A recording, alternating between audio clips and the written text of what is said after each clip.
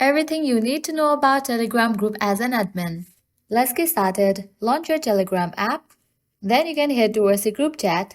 As an admin, add or remove members easily and promote trusted members to help manage the group. Set clear roles and permissions for each admin. You can enhance your group with bots for moderation and tags, and ensure your group security by adjusting privacy settings and enabling two-step verification. You can keep members engaged with pinned messages, silent updates, and slow mode. Utilize advanced features like polls and large file sharing to keep the group interactive. You can resolve conflicts calmly and monitor for inappropriate behavior.